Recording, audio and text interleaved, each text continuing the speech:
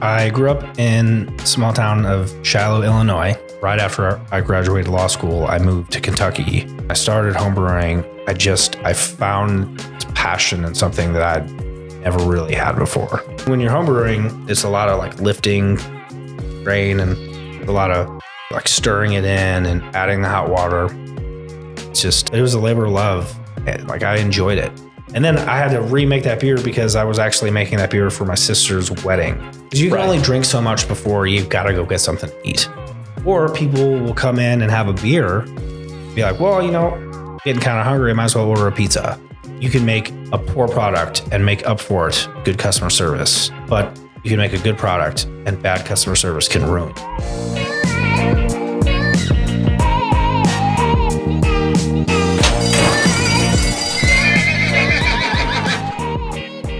Welcome, everybody, to the Commonwealth Connections podcast.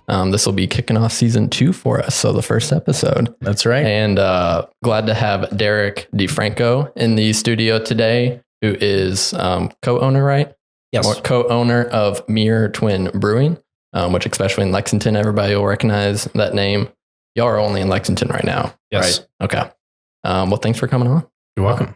Why don't we just start a little background here? And where'd you grow up? Are you from Kentucky, from somewhere else? What brought you here? So I grew up in a small town of Shiloh, Illinois. We were just 10 minutes out of St. Louis. The street that I grew up on was called Archview Drive because you could see the arch from my house. Oh, wow. So very close to St. Louis. And I always had the entrepreneurial spirit. I had snow cone shops when I was stands. I shoveled snow. I mowed yards. I ran a sweatshop in my room, putting my siblings to work, making those little hemp necklaces. We would go to the bead store and I would like haggle the prices for beads. That lady at that shop hated me. How old were you when you were doing that? I was probably 14, 15.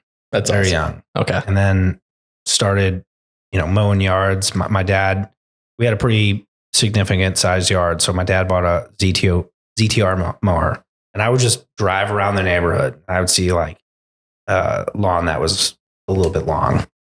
I was like, I just knock their door and be like, hey, you want me to mow your yard? $20. They're like, yeah, just mow their yard. And, just kept driving down the neighborhood, seeing the next yard.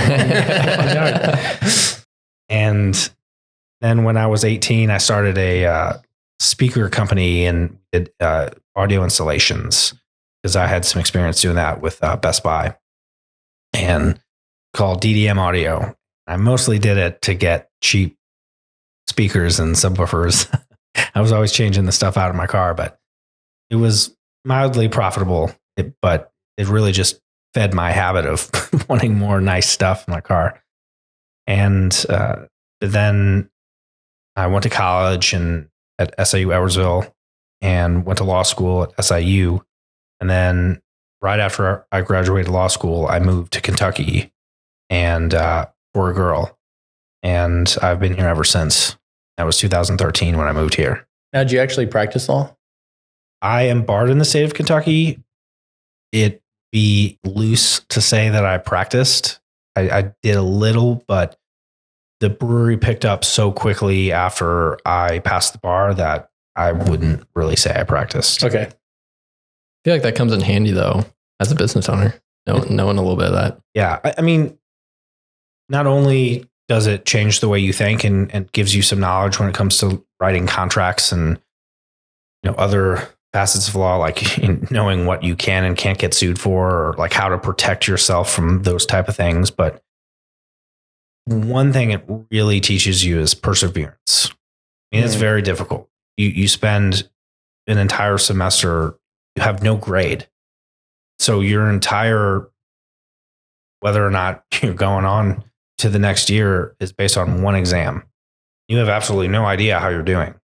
There aren't any quizzes to be like, oh, I know a little bit of this subject, but I'm not so good at this part.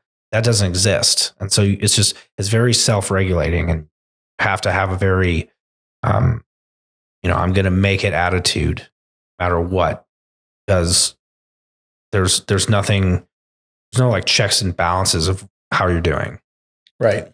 And so, people say all the time, like, law schools I would recommend, if that's something that you want to do, to go to law school.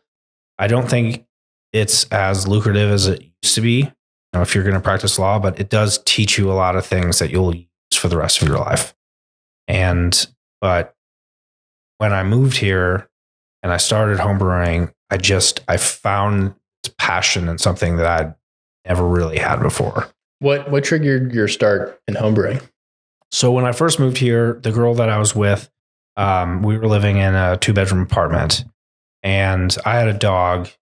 So we ended up moving into a 3-bedroom house in like the Hamburg area. And we had moved all of our stuff in, and I was just kind of getting the rest of our stuff out. And I noticed that our next door neighbor, I thought he was frying a turkey. He had this big kettle at the end of his driveway. And I was, this is a perfect opportunity for me to go say hi to our new next door neighbor. And so I went up to him and I was like, "What are you doing?" "I'm brewing beer." And that was the second time I'd ever really been exposed to homebrewing. And so I kind of asked him, "Do you mind if I hang around and help you out?" And he was like, "Yeah, there's a lot of stuff that I have to do. That's totally cool." And then he would like bring some of his the beer that he made, and he would bring it in, and we would drink it while we were brewing.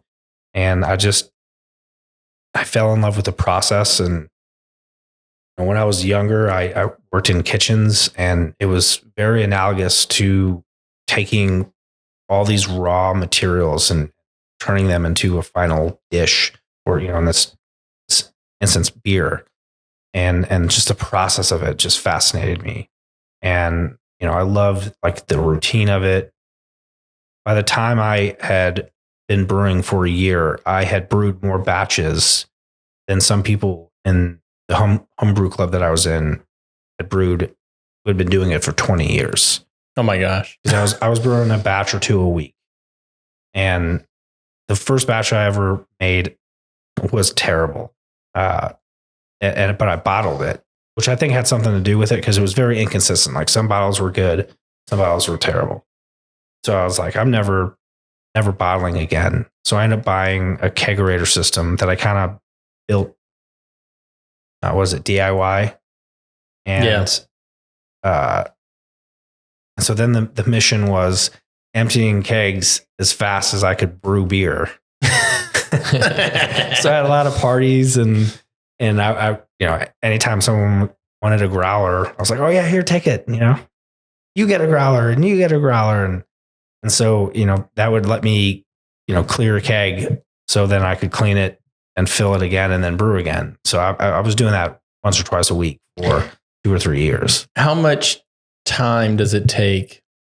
Like, there's the time commitment from like raw materials to finished product, but also like physical working on it. I know like it just sits there for some time, right? So how much like physical time does it take? And then how much time does it take to just like create a finished product?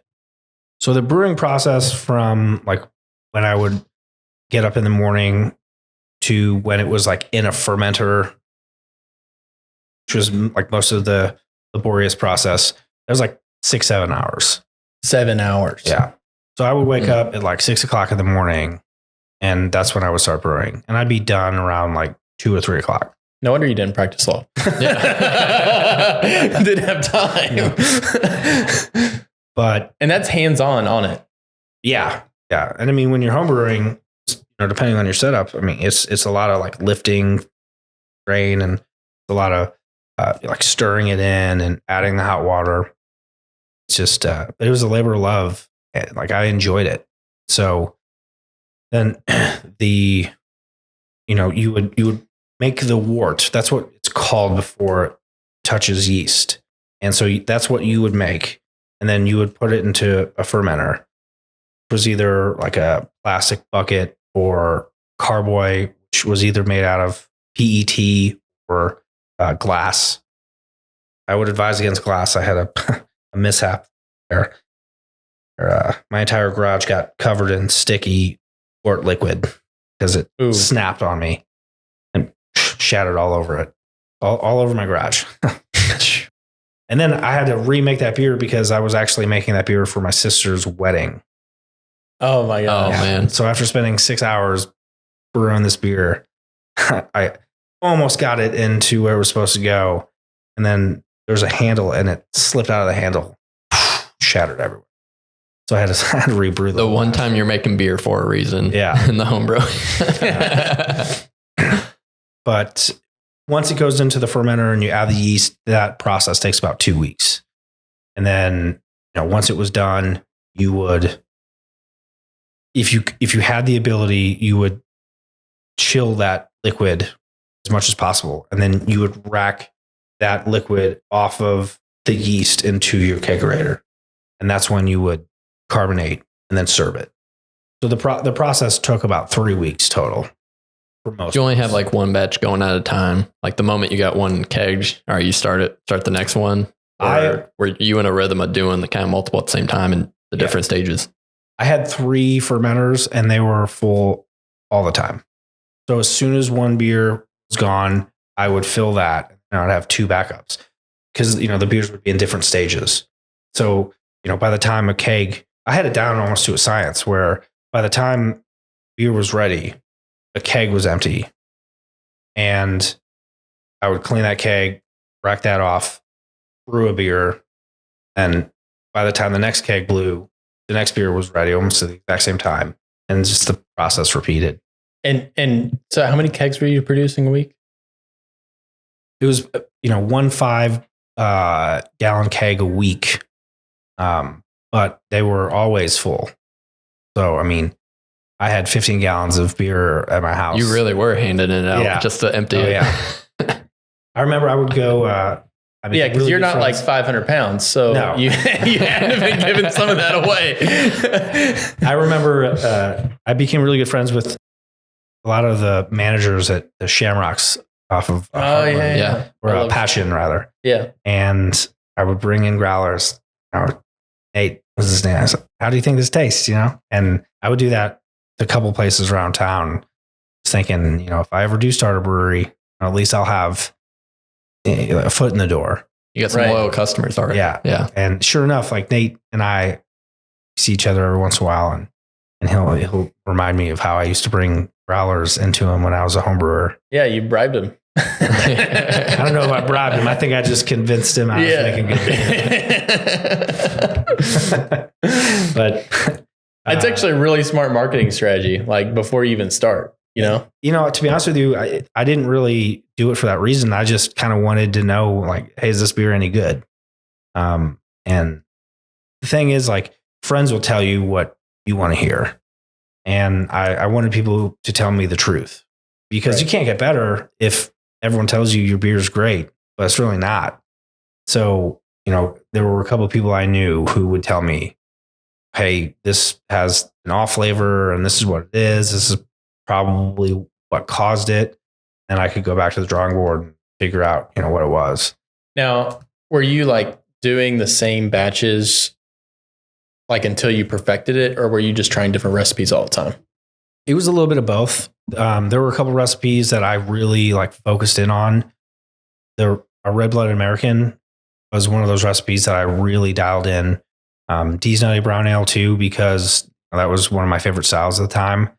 And our wit beer is one thing that I really dialed in. But other than that, I was always brewing new stuff too. And that's kind of the mantra of Mirror Twin. Yeah. We always, we have our flagships that, when you come in, that they're going to be there. But at the same time, we have new stuff coming out all the time. At least once a week, we have a new beer, if not 2 or 3 times a week. Right. I would say, I feel like I see on your social media, which you all post a ton on, do great with, that there's something new all the time. And it's like, oh, there's another flavor. There's another flavor. There's another flavor. I think that what I've learned from our customers is that this is a gross oversimplification, but there are 3 types of customers, right? There's the people who come in and they're going to order the same thing every time. They know what they like, they love it, and that's what they want. And then we have the type of customer who never orders the same beer twice. They come in and they always get the new thing.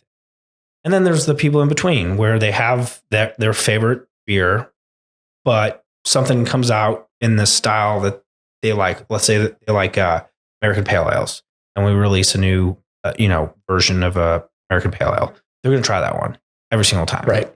And so for us, it's trying to cater to, all three types of customers.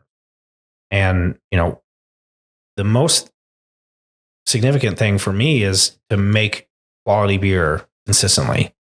And then, it's customer service is extremely important.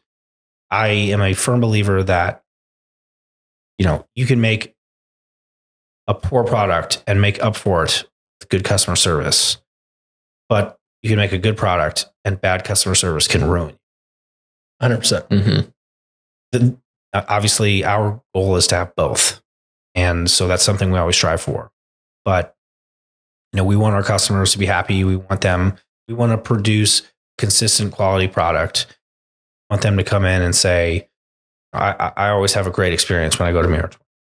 And, it doesn't happen 100% of the time, but we strive for 100%. And, that's the difficulty of running a business, is the fact that there are just so many facets of it. There's the production side, which is really the side that I focus on. And, it's maintaining quality control is very difficult because sometimes your raw ingredients change. Sometimes outside sources change. Sometimes things happen beyond your control. One of the things that's really important with brewing is maintaining fermentation temperature.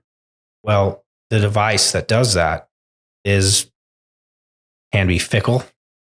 And especially in temperatures like we're seeing now, where the heat index is in the hundreds, if that piece of equipment breaks down, then we lose that control. And so then you have to figure out how to maintain quality without having that available. Or, what we try to do is get it fixed as soon as possible. And things like that are happening all the time. Or, you have shipment delays, or, hops change their flavor profile, like the same Citra hops, their flavor profile will change every year, because just like grapes, when you're growing wine, the conditions that they were growing in have changed. Maybe it was a drier year, maybe it was more, they got more rain. And so that will change how the flavor is impacted. And so, we get what we get. And if it's 2023 crop tastes different than 2022 or maybe 2024, we don't really have any control over that. I think most people understand that in craft beer, that's pretty normal, but it is a challenge of keeping a product consistent. Right. Let's rewind a little bit and go back to your home brewing. You're handing out to the bar managers. At what point did you say, I want to start a brewery? Like, this isn't just a hobby anymore. I'm going full send. Screw all the time I went to school. I don't know if I can precisely say exactly when, but I just remember having several different people tell me, your beer is very good and it could sit on the store shelves and people would drink it, and you should think about opening up a brewery. My last year of law school, I took a course that focused on, if you were going to go out and hang your own shingle, start your own law firm, how would you do that? And that's all the course was about. So, taught us how to write our own business plans and, how to look at P&Ls and balance sheets. And so that kind of helped me out a lot, get started. We did utilize the small business development office in Lexington, and that gave us some direction because there were some areas where I don't even know where to start. And, so we utilized the resources that we had. And then I just started writing the business plan. And, it kind of started from this like small idea, and then it just kept on growing as like I started writing it. And, one day it was like, oh, this thing's about ready. And I started looking for, partners to help finance startup. One of them was my best friend from college, and it's kind of a funny story. He was in my wedding, my first marriage, and we went on the bachelor party, and I was like, dude, you should invest in starting a brewery with me. And it's a bachelor party, everyone's having fun. We're all like, oh yeah, I'll start it with you. And then kind of tongue in cheek. And he was in my wedding, and I had beer at the wedding. That was the first time he ever tried it. And he was like, you made this in your garage.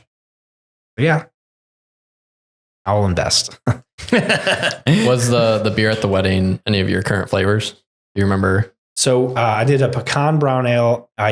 So the red ale was there. And then I did like a wheat ale, which was some version of the number 4, which is whatever you want. It was a very similar recipe. Yeah. So yeah, some of it still exists today. The pecan one would have been really hard to scale up because I had to soak like up 12 pounds of pecans. Yeah, I was like, I can't imagine making that one. It wasn't fun, but That have to be an expensive beer too. Cons are not cheap. When I was a home brewer, I didn't really think about that as much as I think about it now as a professional brewer. Because it's like you can make a beer, but can you sell it at a price that's profitable? And sometimes the answer is no. Right. And another thing that a lot of people don't realize is like yield has a lot to do with that, like how profitable a beer is. So you can make a beer. This just happened. We used coconut milk in a beer. And when we canned it, it looked fine. But then when we kegged it, it looked awful because all the coconut milk had basically like got churned up, went into the keg. We couldn't even sell most of the keg. So now that cost of that beer went way up. Just because of the way it looked. Because we couldn't sell it. Yeah. I mean, like not only the way it looked, but like how it poured. It just kind of dripped out of the faucet because it was so thick. So, we basically had to discard that keg, which makes the cost of product significantly higher because you can't recoup it as easily. So, those are the things that we think about now. As a home brewer, it's like, I'm just going to throw 12 pounds of cons in there and see what happens. Yeah.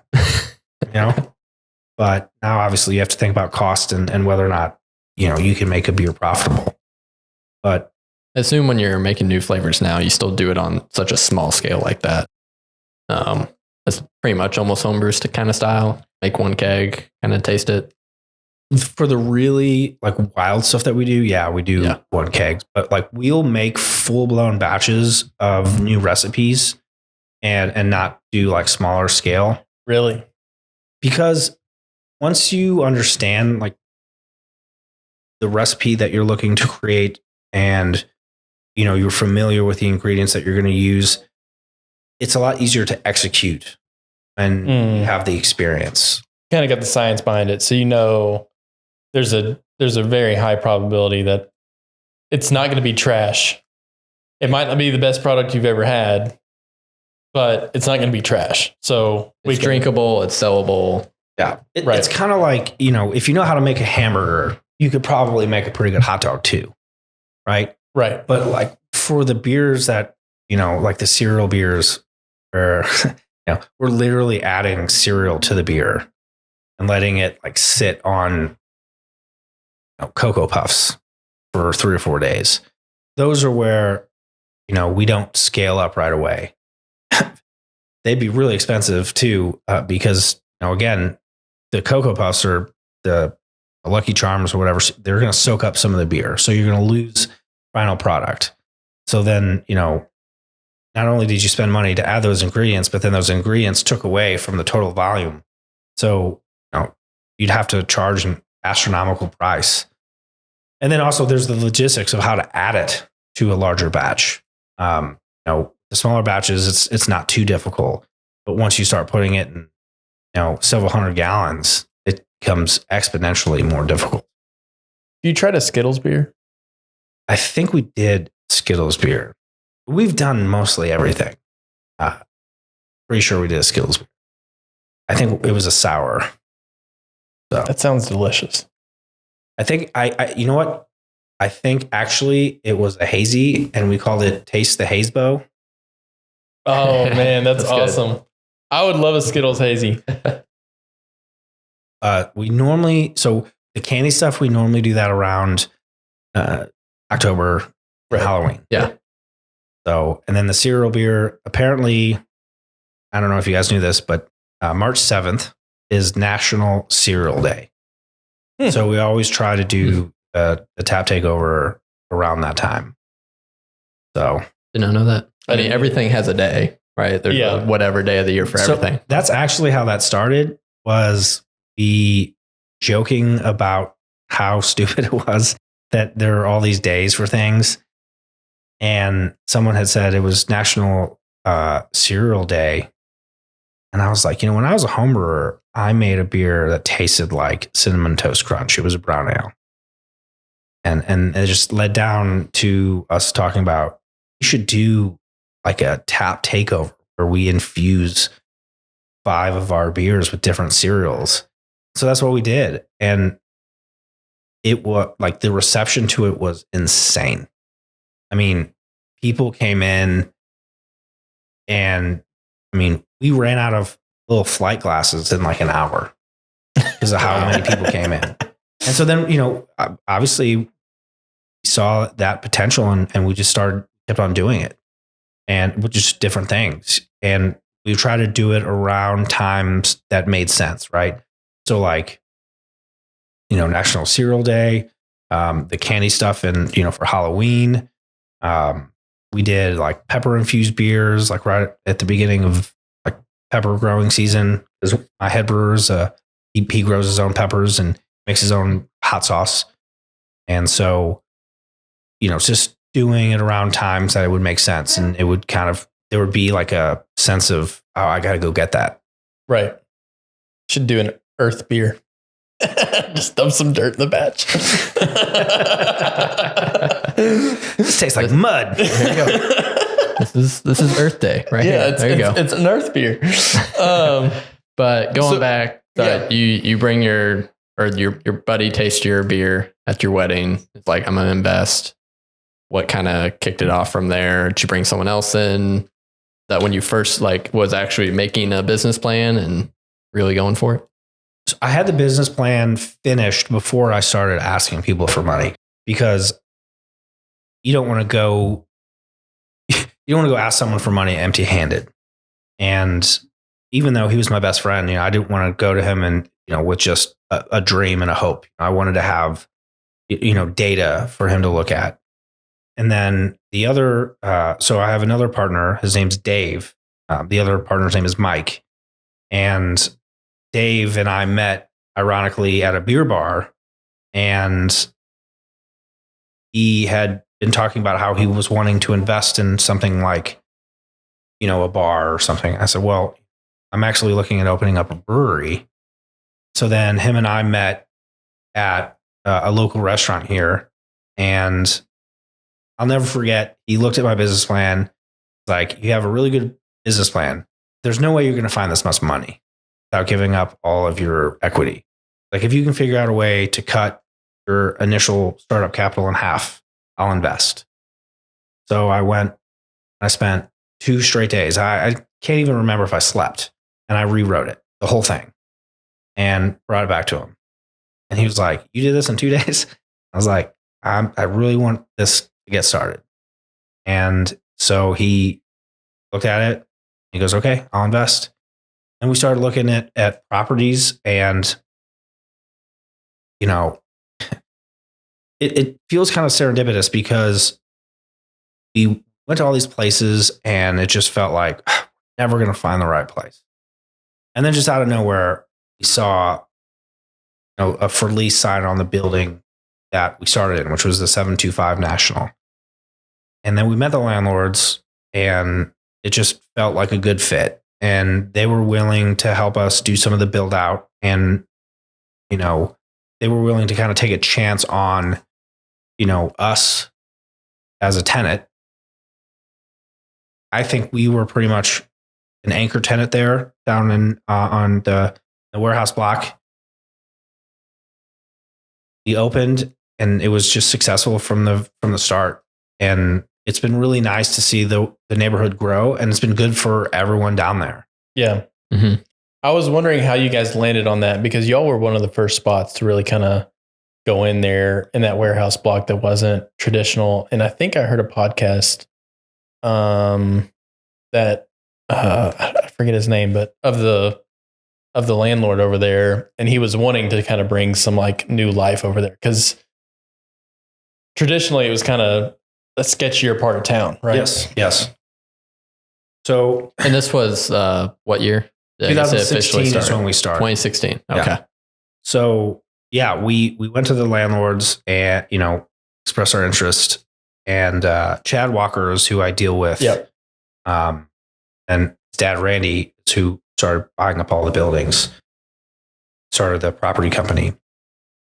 And Chad expressed to me that what his vision was, and he kind of jokingly said that from his perspective, the businesses that like really kick off like a neighborhood and to change was, like yoga studios, breweries, and like exercise, like fitness places. Right.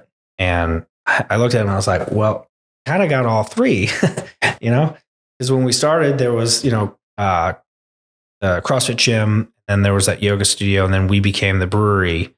And so when we came down there, it just seemed like after that, everything kind of started coming down there. Now, I'm not saying that we were a cause. I think maybe a bit of a catalyst, but because of our success, that people saw, hey, people would be willing to go down to that area. And the Walkers did such a good job of cleaning up everything and really changing the look of the neighborhood, and everyone, especially the neighbors, like the Mentel neighborhood, seemed to be very excited about us coming down there. And we've always tried to be good neighbors, and we're family friendly, pet friendly on the patio. And, it's been a big part of our success.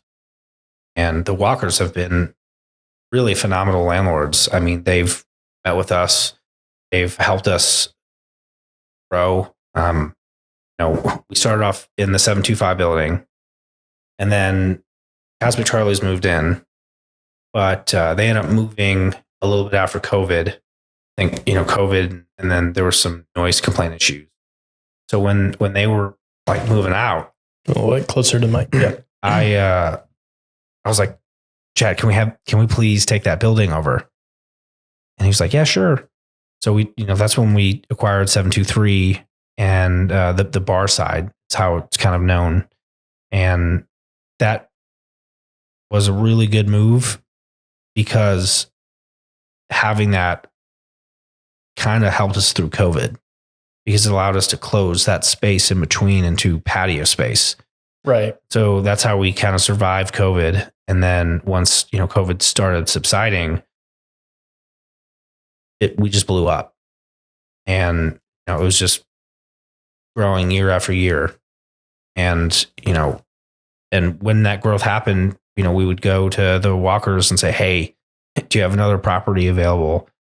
And, then we ended up moving the brewing operations to another location right across the street, still on National Avenue, but just behind where the La Petite, the cafe is, and there's an exercise gym there and a popcorn place. It's like right behind that. And we wouldn't have been able to continue to grow the way we did without acquiring those additional spaces. So they've done a great job with the neighborhood. And they've been really great with us. And it seems like they are interested in us succeeding. And I know that sometimes with, landlord tenant relationships, that's not always the case. So we've been pretty thankful to have them in our corner, and they really are great to work with. And they've really done a good job with the neighborhood, bringing in, Blue Door is now down there, Sal's Ice Cream, The Void, the bakery, the Wild Science or Wild Labs. They make artisan bread. There was the meadery for a little bit, right? Yeah, so the meadery was actually associated with you all. Yeah, that's what we started. We started the meadery. Okay, I didn't know that. Yeah, we started the meadery, but it never really took off. And we did everything we could to try to get it going, but we just kind of eventually just rebranded it. Yeah, because I was there a few months ago, and I think I looked over there and noticed it didn't say meadery, but it said Mirror Twin something. So I assumed you all were owners of it. Yeah, so we rebranded it to the Mirror Twin Annex. And what we've really focused on with that is just private events. And because we were always getting requests for private events. And so that's what we did, was we just kind of pivoted to that, and it's worked out. So, and it was a tough decision to make. One of my brewers was heading the meadery production, and there were some people who customers who kind of took it hard. But it's kind of like, there's not enough people buying meat. You can't just make something just because a couple people like it. It just didn't get the support we were expecting. So we just had to rebrand it. Otherwise, it was going to fail at some point. Yeah. Yeah. So, and that's a tough call because you don't want to give up on something. But I feel like everything that's been brought in there has been very complementary to each other. There's not been like tons of inner competition. Like they've done a good job of creating variety to where everybody's complementing each other. Yeah. And I think that they do that on purpose. Yeah. And, I think the whole neighborhood is grateful for that. Yeah. When did you all bring Rolling Oven in? From the beginning. From the very beginning. So when we were looking at that location, I'd met with Chad, and they had this special adaptive reuse overlay into their zoning. And so when I met with Chad, he was like, yeah, we can have pretty much anything we want in here. So one day, when I started going through the licensing, I called down to the Division of Planning and Zoning, and the guy was like, I've got bad news for you. You can't be a brewery in that zoning. And I was like, and he said, you could be a brew pub. And I said, what's the distinction? He said, food. And so, I felt like I kind of got kicked in the stomach, like the wind in my sails had just gotten knocked down. And then, kind of took a day to lament. And then the next day, there's got to be a food truck that wants to have a permanent location, and we can just partner up and, provide the food. And that's how, we can satisfy the brew pub requirement. So I ended up meeting with the owner of Rolling Oven, Nick, and he was almost more excited about it than we were. And it just so happens that pizza and beer is a pretty darn good combination. It really is. And so we decided to partner up, and it has been the biggest blessing because, one, again, pizza just goes so well with beer, but also our partnership works. We've never fought with each other. Like we always, get along. If there's an issue, we talk about it, and we do. I sometimes joke with Nick. I was like, we've been married for about 8 years now, right? Like I feel like I got you figured out. And so, that's kind of how we deal with each other is, it's just like any relationship, there's give and take, and, sometimes you have to choose your battles, and it's difficult because the clientele can be different. Our employees are different. Bartending staff is just a different breed than kitchen staff is a different breed than waiting staff. And I think it's a testament to good management that everyone really gets along. I mean, there's never been like any significant discourse between our employees and their employees. Right. I think too, if you guys didn't have rolling oven, I would have gone there less in the past. Because like my wife she doesn't like beer. Right. But she loves the pizza. So if there's an option, she's not probably going to just ride along with me to just go to a brewery. But if she has an option to eat and then I can eat and drink, then that's a win. Yep. And so I think you guys were probably better off for it. I know in the moment you were probably like knocked to the nuts. Like, are you serious? Like, I can't open in this location. We found the spot. But I think in the end, it probably was an upside. Well, I'm sure it was a blessing going into COVID too, because once COVID hit, I remember like any place that was serving just straight alcohol with no food wasn't technically supposed to like be open, right? Because I remember like every little like neighborhood dive bar got a little hot dog maker, and they're like, we're serving food now. Like, this is how we're open. Is we got a little hot dog maker. Yeah, I mean, it has definitely been a mutual beneficial relationship because not only will people go there in the case that you're talking about, but people will stay longer because there is food. Because you can only drink so much before you've got to go get something to eat. Or people will come in and have a beer, be like, well, getting kind of hungry, I might as well order a pizza. So I think it works out well for both of us. And it also, gives food for kids to eat. We've become very family friendly. And, we have a lot of families come in, and which I love because, I have a 6-year-old son, and I see there's some things I did selfishly, like putting the little kids play area. Cause I'm like, so if I was a parent, I could just throw my kid in this little area, have a couple beers, know that they're safe playing, having fun, and I get a little bit of a break.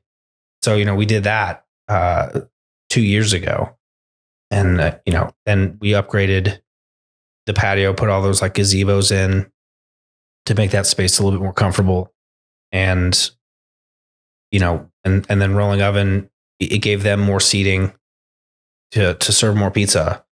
And so the relationship that we've had has always been beneficial.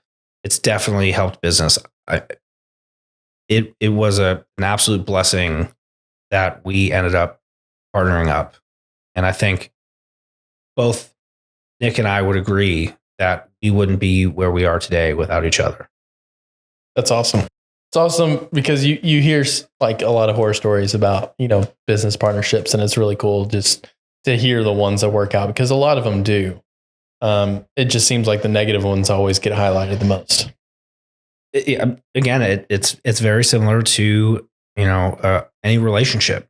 There's a give and take, and you do have to choose your battles, and you have to want, sometimes things happen and you're really frustrated and you want to blame the other person. And you just have to realize that, going at it the wrong way can tarnish the relationship. And you have to understand that the relationship as a whole ultimately is more beneficial than a couple bad things that happen. Right. And so, it's going at things with tact and building like a relationship with Nick and I have, right? Like if something's wrong, we talk to each other about it. And that happens on both sides. It would be very easy for both of us just to ignore it and just not talk to each other, let it fester until it becomes a significant problem. And we just never let that happen. If we get a bad review or if he gets a bad review, we call each other, say, hey, what can we do to make this better? How can we make this right to the customer? To me, the ultimate thing that's important is the customer experience. And I look at it as like if I was in that position as a customer, how would I feel? And then it's like making it right. And then it's how do we make sure that doesn't happen again? I mean, some things, someone gets a pizza that's, cold because those are hard things to deal with, like in the moment. It's not like I can just go take a heat gun and heat the pizza up. It's not going to be the same. But like things that are happening over and over again, right? How do we fix those problems? They don't happen again. Yeah, systemic issues. Yep. So you guys open up, just out of curiosity, if you're willing to share, how much was like the initial startup? It was a little under 200,000. That's very investable. Your partner was that like without the loan or with the loan? We didn't take any loans. That nice. was both of the partners bringing in money, and then I was sweat equity. Okay. So I'm the only partner who's been there, like hands on every day, and that's how it was designed. Yeah, that's awesome. That's a brilliant play for any entrepreneur that wants to get going. There's a lot of value in sweat equity. And so if you can actually get a startup that's affordable to invest in up front, people are willing to do that. If you say, hey, I need $1 million, but I'm not going to put anything in, just going to be sweat equity, they're probably going to be like, I don't know how I feel about that. Yeah. But you were able to get the startup cost down to where, that's stomachable. Yeah. Well, and then, if you do a thorough job on your business plan, really thorough, you can go to that person and say, listen, I'm going to take your money and I'm going to turn around and I'm going to make more money. Because that's what an investor wants, right? Like what they really want is, hey, I'm going to give you $200,000, make me $400,000 with it.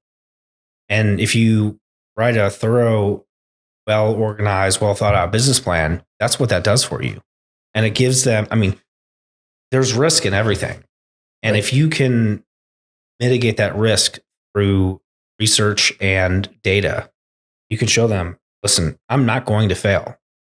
Then they'll invest. It obviously like with tech, it's a lot easier to get a lot more money because there's so much growth potential. And you create an app that costs $1 million to make. It's very easy to then sell that app for, $1 billion based on whatever technology. That's not that easy to do with breweries. Right. It's a long game with breweries. Well, I've always said, I would much rather invest in something physical, like a rental property, a business that there's someone there I know that I trust, than throwing my money at the stock market where you have a pandemic and everything just like crumbles. Granted, it bounced back, but like things can just happen. Like Elon Musk smokes weed on Joe Rogan and all of a sudden Tesla stock is down, like crazy. So, just stuff can happen that's not in your control. And yes, that can happen in other things as well. But just something like the physical, like this is a physical location that's producing money that I'm a partner in and I have influence in. Like there's just some sort of security to me about that than throwing money at the stock market. And I'm like, oh, what's Elon Musk going to say? Or, when Donald Trump was president, what's Donald Trump going to say that might scare everybody to sell their stocks?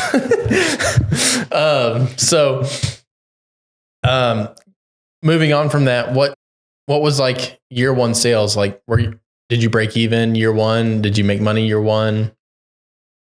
So, we opened in September of 2016. So year one was kind of a bad snapshot, but yeah. We have been profitable every year we've been in existence. That's awesome. Good for you guys. Even COVID, because we learned really quickly that, we had to get lean, and, we furloughed our bartenders out of like kindness because we had no idea whether they were going to make, because COVID happened March 15th. They told us that on March 17th, you had to close and completely change the way you do business, if you could do business at all. And so we knew that if we furloughed the bartenders, they would at least get unemployment. But, if we kept them, we had no idea, one, whether they could, work in any capacity at all that would make them money. But, we kept all of our salaried staff and paid them throughout the pandemic. But other than that, there were a lot of services that we just kind of canceled or just got down to the bare bones and, try to cut ingredient costs without affecting quality. And we did okay with that. And once COVID ended, there was just like, bam, like everyone came out woodworks because they were ready to, go back out and live life again. So we had a big boom in 2021 and then 2022. And so, we've just kind of kept that mentality of how to try to operate lean. But at the same time, we've given a lot of employees raises and, we've increased benefits and, like extended pay time off and things like that. I'm a big believer in taking care of your employees because at the end of the day, like they'll take care of you. Yeah. And, I don't have a yacht, or like a multi-million-dollar house. I live within my means and, try to take care of our employees and, but at the same time, keeping the business profitable because that's how we expand and grow. And we try to take that profit and reinvest it in the company. Late last year, we did a total renovation of our original spot. That cost tens of thousands of dollars to do. And it also cost us money because we had to close that side down for a couple of days. Cost money. We bought all those gazebos. I mean, that was expensive. We put it in the kids' play area. We resealed the asphalt. It's always like things that you're putting back into the company. Try to maintain things break.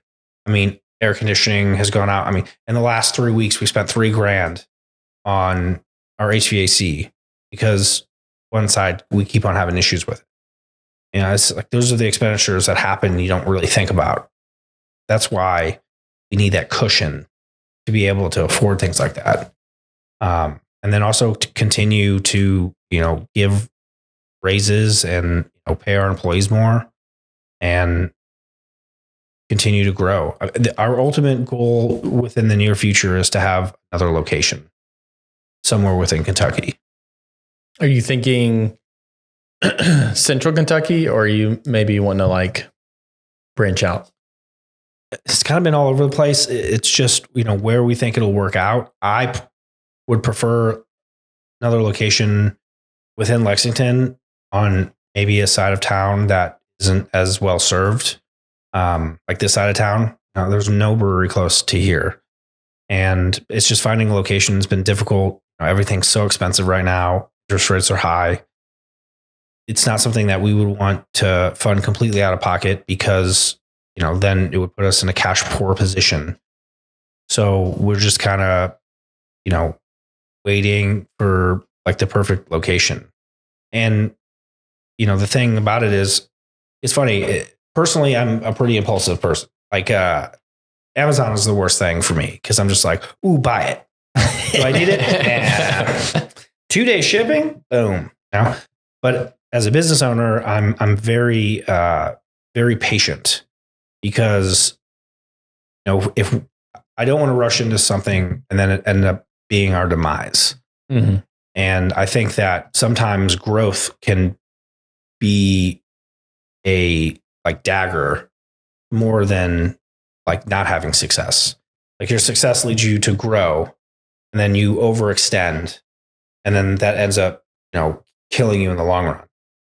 But I do think that us having another location would be very beneficial. It's just finding the right location and, then finding either reasonable rent or a reasonable, purchase price, and just haven't found anything. Yeah, it's really hard on the South Lexington side. I think that's why a lot of breweries have started in the rougher parts of downtown, because there's people that were trying to revitalize those areas and had a lot cheaper rent. Yeah. And now, if you're a new tenant going in there, it's going to be more. But especially like initially going in, you might be kind of rolling the dice a little bit on the location, but it's so cheap. It's like, well, yeah. And zoning had a lot to do with it, because in order to be a brewery, which, most of the places that started, West 6 Country Boy, Blue Stallion, Ethereal, they all started off as just breweries. And in order to be a brewery, you had to be in an I-1 zoning district. Well, guess where all the I-1 zoning was? The manufacturing places that weren't in great areas, because economically, once the manufacturers moved out, those areas didn't do so well. And so that's part of it. And then I think all the breweries started seeing the benefit of having food. Not just in Lexington, but just all across the country. And so, you've kind of seen a huge swing from like just breweries to places that are basically brew pubs. And they've done some things with the zoning in the city that has been very favorable for that. But I think that's a big reason why a lot of the breweries started in those areas, was because of zoning. Right. But now, like, as a brewery, you can have a second location, and it can be in like a B type zoning versus an I zoning, because it's just a tap room, right? You're not doing the manufacturing there, right? Yeah. And so that's why you've seen, like, West 6 went up to the Nulu area. Country Boy went up. They're in a hotel up as well. In Louisville. Yeah, Omni, I think. Omni, is the hotel. West 6 has the farm. I just saw that they're opening up a new location in Covington. So, like, I think most of us see that's the benefit, is opening up other tap rooms. We also were trying to grow in distribution, but the margins are so much smaller in distribution. Right. Country Boy had a lot of success with their Georgetown location too. Yeah. I think that was really like a catalyst for them. When we had them on, they were talking about how literally the first 4 years, they only, like, all the partners were bartending, and they just lived off tips. Like, everything was going back in to like grow the business. So when you're talking about, saving money to grow the business, that's what it takes a lot of times. Yeah. When we first started, I was making far less than I would have made practicing law. But I was in it for the long run. Right. And, and we still are, putting a lot of money back into the business to, like I said, take care of employees, upgrade. When you have a lot of people coming in and out of your building all the time, things get, there's a lot of wear and tear. Yeah. And so, we're about to purchase new chairs for all the tables. And we're about to have the tables in the cocktail side, the 723 side. Like, we're getting little toppers for them for right now, but then eventually we're going to have them all redone, resanded, polyurethaned. And that's a process. Each table has to be taken, sanded, polyed, sanded. It's like a week process for each table. And a lot of people don't understand that. You can't just throw poly on a dirty table. It'd be awful. It wouldn't work very well. And so, like, those are things that we're always, like I said, the HVAC went down. One time I got a phone call in the morning that urinal in one of the bathrooms had been ripped off the wall. You ever got a phone call at 7 o'clock in the morning? Hey, the urinal in the bathroom's not on the wall. Like, they found it in the morning. Yeah. Water was everywhere. It was a nightmare. That's intense. Yeah. And I don't know who did it, if it was an accident or whatever, but they didn't tell anybody. And so the urinal was just on the floor all night. And what they did was they locked the door from the inside. So, and it was late at night. So the assumption was just that someone was in there. And so it never got checked on. And 7:00 in the morning, I get a phone call. Because I was actually, at the brewery at 5, but I was on the other side. I got a phone call. The urinal's not on the wall. And so now it's, all right, well, how do I figure out how to get that fixed? Like, who do I call to fix a urinal? Yeah. Well, plumber, but still, that's not, probably some water damage too. Yeah. Well, there was damage to the drywall. We had to cut out the drywall and have it replaced. And we had to have some of the plumbing redone. I mean, it cost more than $1,000. Oh, yeah. And, those are the things that, like, when it comes to running a business, get kind of frustrating. Oh, yeah. I don't know why someone would do that. Yeah. But probably it's just some Hulk mania on too much testosterone trying to test his strength. I wonder if I can rip this urinal off. There's probably some little kid who just like touched it the wrong, like,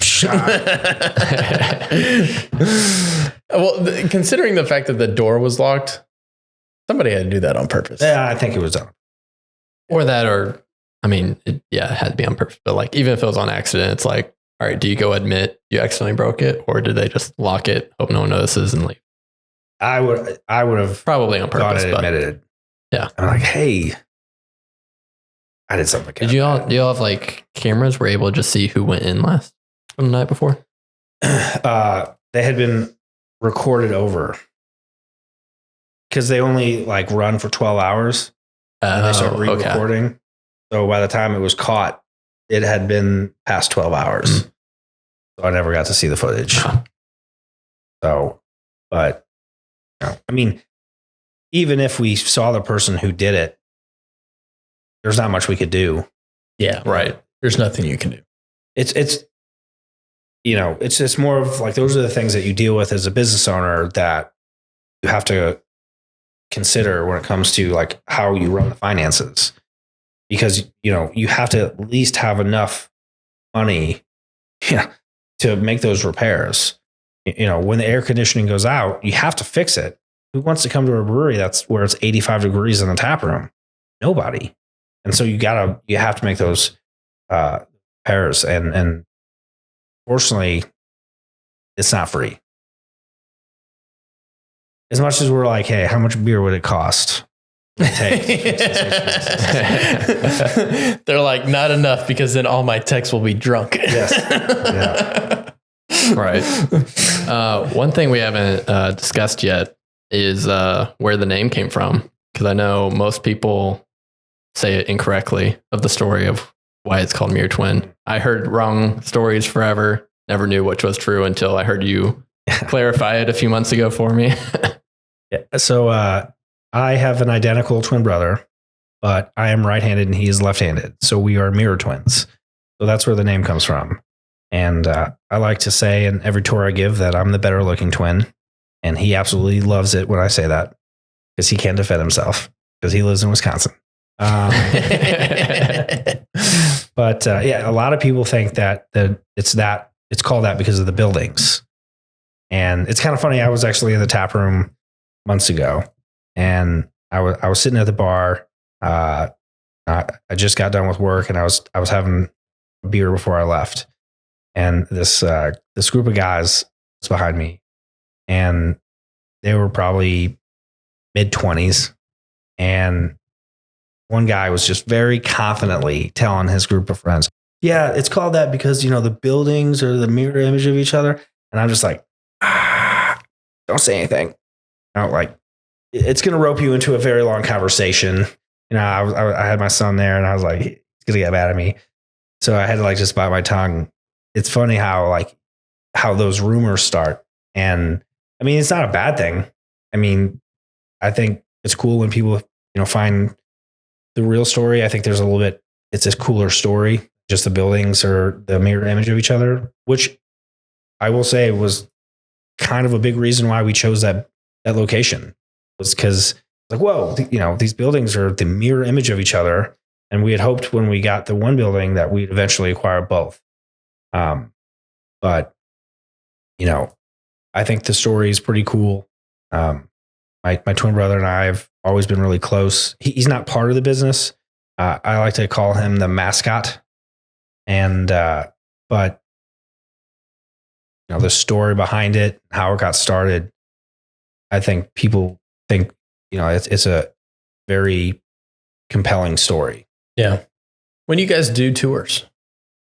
So we can do them like on request. Okay. When the brewery was behind the tap room, which it had been up until 3 years ago, if people wanted a tour, I would give them a tour whenever I was there. But now that it's across the street, it becomes a little bit more difficult because then, I have to come over and walk them across the street. We're looking into doing a more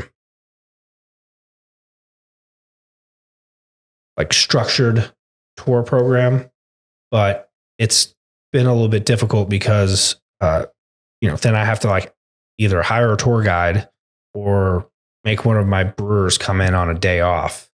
So we're just kind of working on how logistically we would make that happen. Yeah. I mean, I went on one a few months ago. It's when I met you and, you're the bartender at the time. We had a little event going on and she walked us over and I mean, you were back there working, like you were hauling a hose and back there in the middle of it. And you just kind of stopped and stood and then you're like, all right, here it is. And I'm just going to tell the story here. Yeah. And, I mean, it wasn't really a tour. It's right. We go and just, it's pretty just one open room. You can see it all in one place. So yeah, it's pretty hot back there too. Yeah. So that's another thing too. Like when we do the tours, because like when we're actively working back there, we have fans, but there's no air conditioning. So if it's 95 degrees outside, it's probably 115 in that warehouse, and not many people can stand that for too long. We've just gotten used to it, to be honest with you. But I mean, there are times like I'll go into the walk-in cooler because I feel like I'm about to pass out. So like when we do the tours is kind of a big thing because if we're like actually making beer, it's also like kind of dangerous for people to be back there. We don't really, like Sierra Nevada, they had like at their actual location, they had this like walkway and you could look down and see what was going on. Right. I mean, we don't have that, like it was designed to host tours. Yeah, without question. Yeah. But it is something that we're looking into to doing something a little bit more scheduled. But with everything that's going on, it's kind of just got put on the back burner. Yeah. I think that'd be a great thing for your all's business, to be honest. As a third party advice here. Just because like my wife and I, we're always looking for like a different place to tour or something like that. Just like kind of understand the history. And then without a doubt, I become much more of a fan of whatever that product is. Like after I leave, like once I understand the story, and we did the James Pepper Distillery tour, the distillery district, and I loved their story. I got to taste their product. It's a great product. They've won a lot of the New York Spirits Awards with their product, and I walked out of there with 2 bottles, that day, and I finished them and bought more. So I've always, Sierra Nevada, my wife and I went down to Asheville for the weekend, did the Sierra Nevada tour. And, it's just like, once you understand the story and you like, just feel more connected to the business. And that's kind of what this podcast is about too. Yeah, I agree 100%. I mean, I gave tours very regularly when we first opened, and I definitely got the sense that people had a much higher appreciation of like what they were paying for, right? Because I remember like being at Sierra Nevada, this woman was like, "Oh man, a lot of work goes into it." And I thought, yeah, you should see what happens when there's not a lot of automation.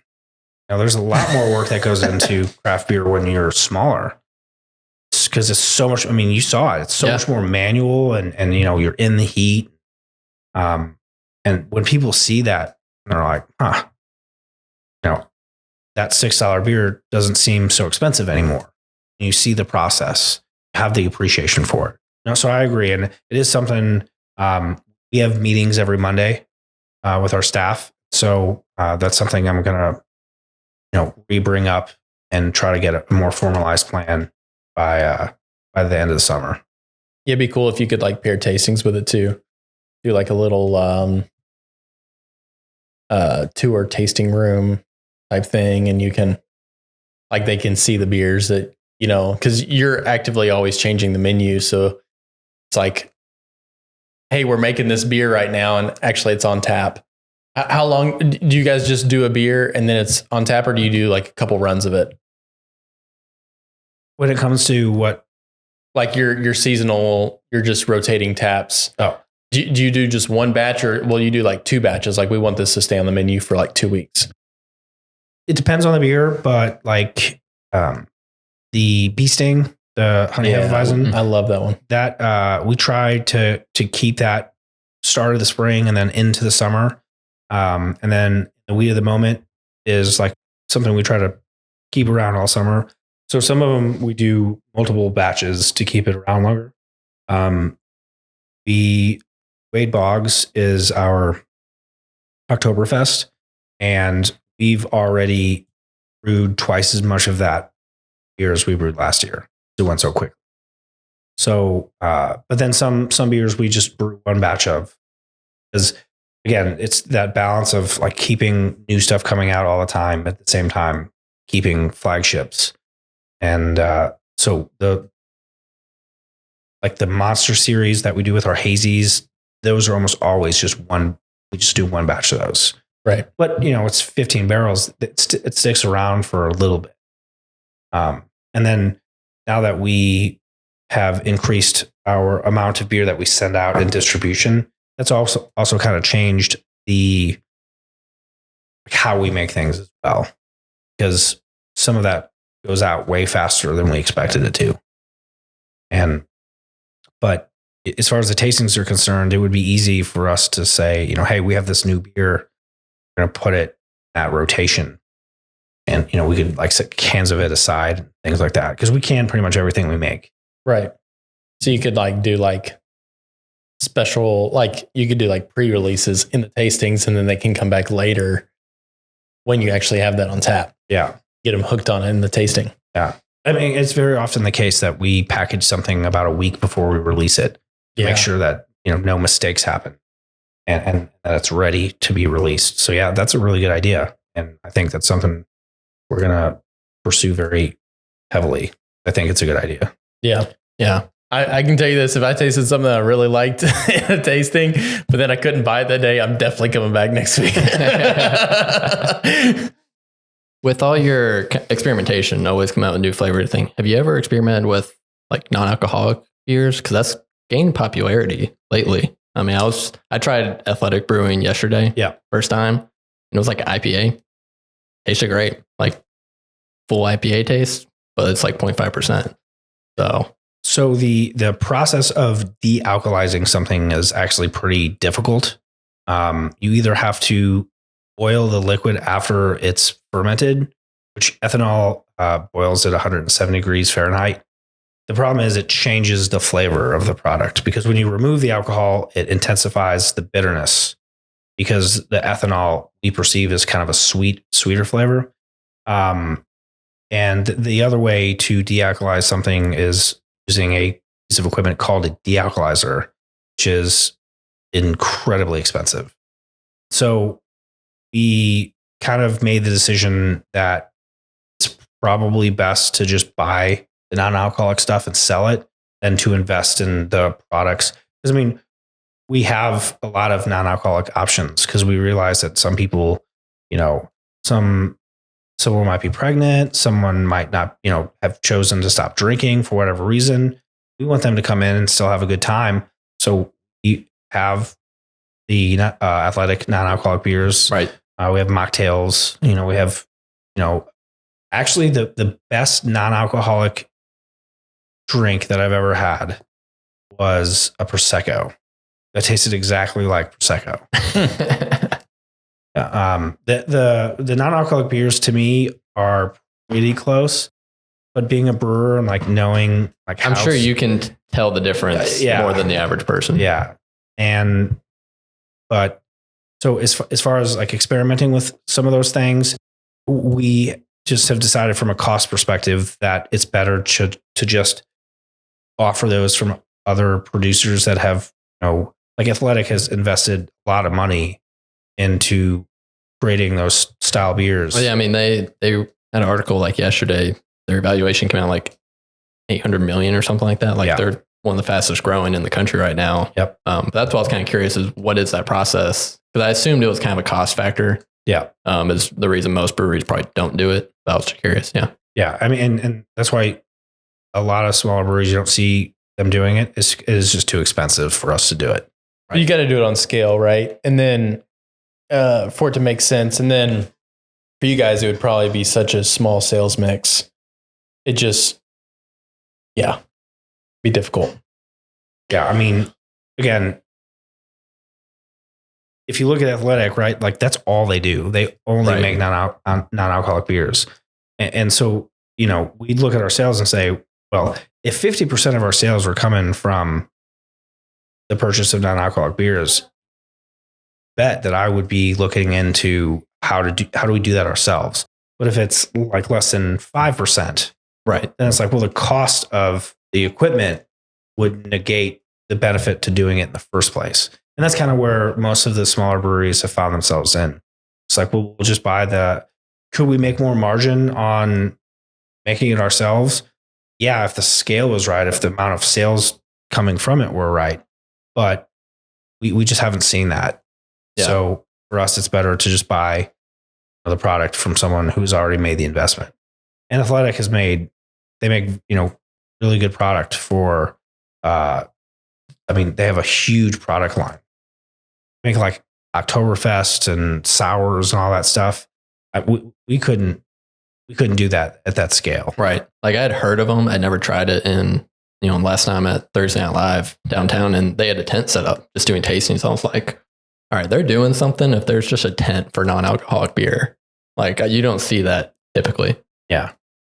I mean, it's just like anything in markets, right? It's cyclical. After COVID, I think we all indulged a little bit too much during COVID. There was nothing else to do. And I feel like a lot of people got to a point where we're like, maybe I should kind of cut back and slow down. And I think you did see a big increase in people who either gave up drinking completely or like took a break. And so, their sales exploded. I think, but I don't think that's going to last forever. Kind of like how seltzers were like huge and now like they're not doing great. Same thing with craft beer. I mean, if you look at the overall craft beer market, it's down nationwide. And, it won't stay that way forever. So for us, like with the non-alcoholic beer in particular, I don't think it's a trend that'll last forever. And so that's another reason why like investing in it is a little bit more hesitant. Right. I don't think it's going to grow an insane amount, but like it's going to have that, less than 5% kind of place for it. Right. Yeah. Yeah. I think it's also partly just a health trend movement a little bit too. There post COVID, there was just a health trend movement. Right. Yep. And like drinking alcohol is the healthiest thing you can do. Like, sleep quality, all those things, like it affects your sleep. There's a ton of stuff that goes into it, right? So I think a lot of that plays into it too. But getting back to it, what besides the second location, kind of what's the future of Mirror Twin? Is there anything else that you want to add that you didn't really get to highlight? Is the urinal your craziest story, or do you have a crazier one? It's like 3 questions there, so take them as you want. So I think probably like as far as stories is concerned, like something that happened that was when we first started brewing in the 725 side when we were behind the tap room. there's a piece of equipment called a glycol chiller that is it keeps all of your tanks temperature regulated, and you want to keep your fermentation temperature. So when the yeast is actively fermenting, it's an exothermic reaction, so it creates heat. So the glycol chiller keeps that temperature for the yeast at a temperature that they want to ferment at. Then when it's done, it allows you to drop the temperature of the tank, so yeast will kind of go dormant and settle out. And when you take the beer out of that tank, it's clear. So that's what the glycol chiller is, what it does. And our glycol chiller was up on a mezzanine on top of our mill room. And the substance that it uses is called propylene glycol. And it's like oil. Like it has like the consistency of oil. It's like really slick. And I walked in one morning. It was probably 5:30 in the morning, and it was just me. And I'm going through my normal routine, and I walk over to the corner, like to where the mill room was, and I almost like slipped right onto my butt. And I was like, what? So I looked down, and there is a puddle of liquid covering probably 250 square feet and about 1.5 to 2 inches thick. Like deep. Oh my gosh. And what had happened was the pump had shredded the seal. And so all of the glycol in the 40-gallon reservoir had leaked from the ceiling onto the floor in the mill room.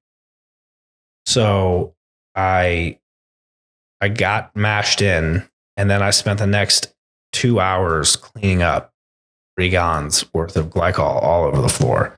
And I mean, you would squeegee it, and it was like, oh, more, squeegee it. I mean, it was just like a never-ending process, it felt like. And then like the floor was slick.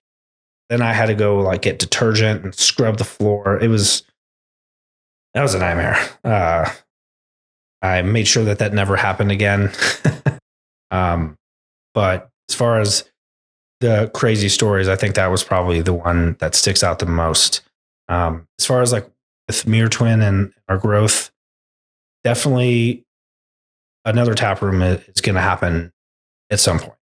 But to me, it's just focusing on keeping the quality high, the consistency, and continuing to improve as much as we can on those aspects of things. It's a lot of people don't realize how difficult it is, like especially at our size. Like we don't have the tools at our disposal that a lot of breweries do. A lot of those lab equipment that they use are more than our entire brewery is worth. And so we rely a lot on tasting and personal sensory training. And so, but keeping the quality high is to me the utmost important. Then, customer service, always making sure that our bartenders are happy and providing the best customer service that they can. Because at the end of the day, I think, they are the face of the brewery. Like they're the front lines. They are who people see at first. And we want to make sure that, they're always providing great customer service. And, it's going to be good for them because they'll get a higher tip. And then it's good for the business because, people will have a good experience associated with Mirror Twin. And just keeping all those things up, to a high standard. And, it's always a moving target. But that's something we are always cognizant of and always striving to be the best at. That's awesome. Well, and I think the proof is in the pudding.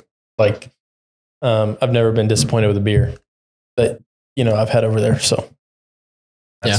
And I mean, I love the atmosphere. I mean, it's just unique. You got the patio in between two buildings. I mean, when I want to go hang out at a brewery, just to hang out, have a quick beer, it's there. Like you said, kind of the memories, people, what's the experience like? Like, I remember like the first time I had a beer with all my brothers, which I have a bunch of brothers, like the first time we were all together, had a beer, it was Mirror Twin. And, I'm never going to forget that. Yeah. So, yeah. And I mean, that's, to me, the thing that I love about beer the most is it brings people together.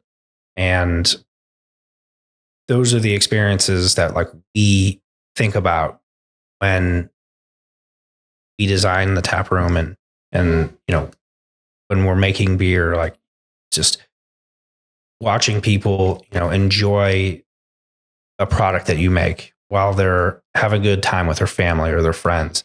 To me, that is what it's all about. And that's what keeps me going and why I love doing what I do.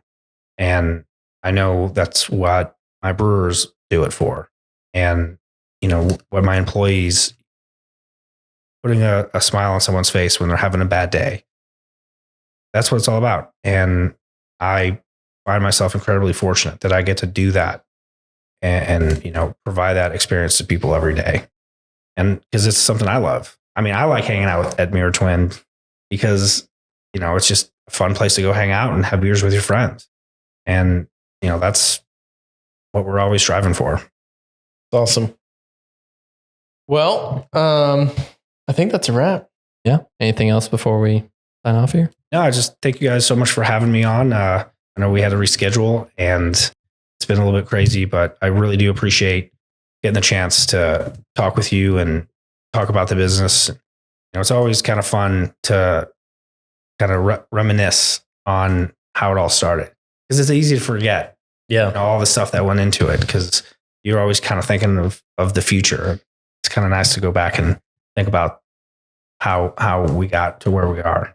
I know for me, like I'm always thinking about the next step and I never take time to celebrate the previous steps that I accomplished, and in the moment you can be like, oh, I need to do more. But you're like, actually, I've already done a lot, so I can take a slower pace. It's okay. Yeah, that is very hard. So, thank you for coming on. We'll, link Mirror Twin in the show notes and we do have a website up now. Yeah. So check it out, guys. CommonwealthConnectionsPodcast.com. And we'll have info on your episode in there too. Awesome. Thank you guys. Appreciate it. Thanks, Derek.